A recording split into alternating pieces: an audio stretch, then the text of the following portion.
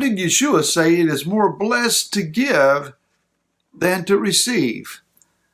Hi, this is Barry Phillips with 10-Minute Torah, day number 5, the final day of our special readings for Pesach.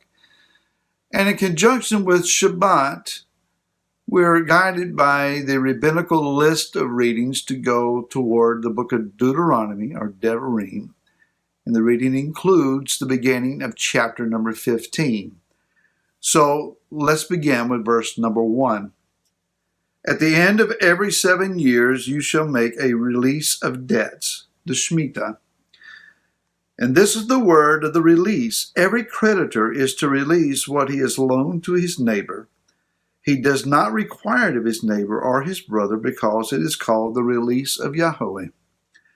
Of a foreigner you shall require it, but your hand is to release whatever is owed by your brother. Now notice verse 4. Only there should be no poor among you. How well are we doing with that? There should be no poor among you, for Yahweh does greatly bless you in the land which Yahweh your Elohim has given you to possess as an inheritance. Only if you diligently obey the voice of Yahweh your Elohim to guard to do all these commands which I am commanding you today.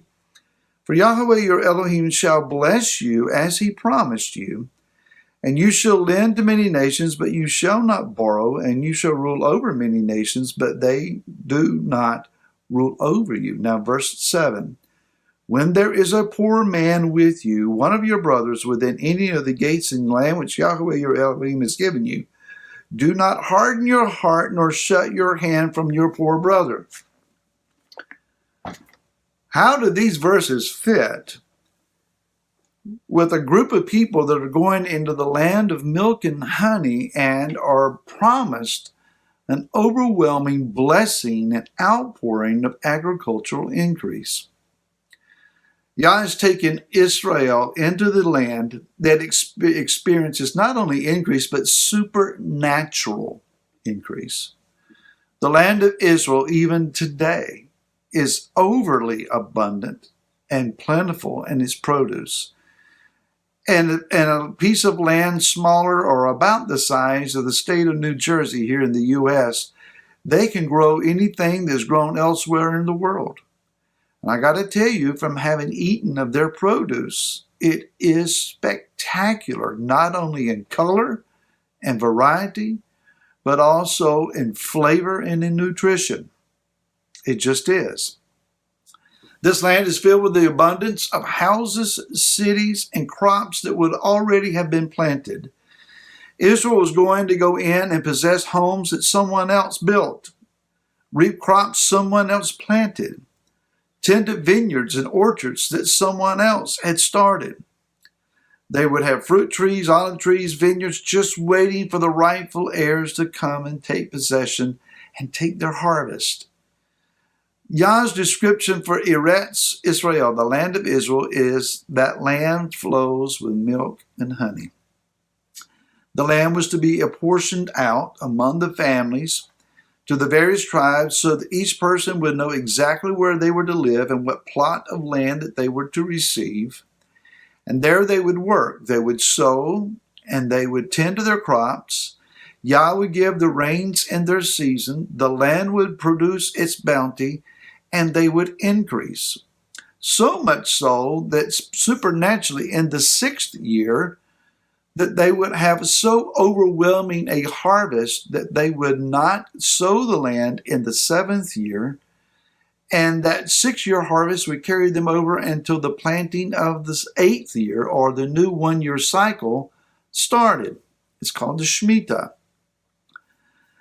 This cycle was supernatural, and Yah says, just trust me in this and do like I tell you. The land will have its Shabbat, its rest, and I will favor you, and I will bless you, and I will take care of you. This is all given to former slaves who, when they lived in Mitzrayim, did not even own themselves. They were the property of someone else. Pharaoh literally owned them.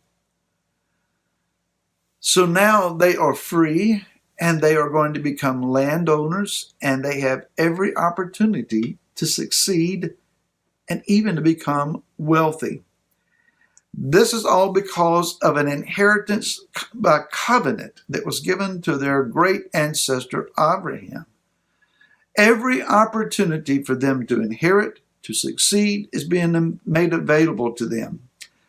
Yet there are instructions given that they have to follow. This is the covenant. This is guaranteed to work, but you have to play by the covenant's requirements. It's the same thing with our redemption now. Redemption guarantees an inheritance. Our redemption through Messiah frees us from our slave-minded past. It enables us to have every opportunity to succeed, to overcome, to achieve, to build, to increase in all meaningful areas of our lives, but we have to obey the word. Now, Yah is not setting these people up for a great failure. That's been taught. That's not true. The Torah works. They were being set up for favor and for blessing. He was giving them a surefire winning formula. You take the seed, you put it in the ground, you put your covering of the dirt and soil over it. I will send the rain. It will germinate. It will spring forth. It will overproduce. You will have more than enough. If you will be faithful to reap it and to store it, you will have plenty. And then from your excess, you can sell and trade, and you can have all your manner of goods. Everything will work. Yet he says that there will be poor among them. Now he says at the beginning of this chapter, in verse number 4, there should be no poor among you. But then he says in verse 7, when there is a poor man with you, one of your brothers, there shouldn't be poor among them, but there was going to be poor among them. Now, why would someone with a winning formula and every opportunity supernaturally to succeed and to overcome their past, why would they fail? Because given his opportunity, man will oftentimes succumb to the lowest rung on the ladder, and he will beat himself. A man who does not work is not going to eat.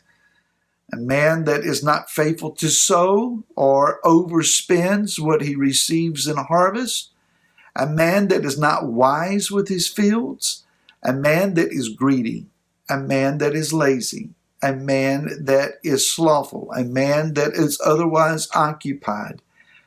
A man that falls into legal troubles, a man that is envious and tries to get what doesn't belong to him but belongs to someone else. Manipulation, control, all of these things are self-defeating.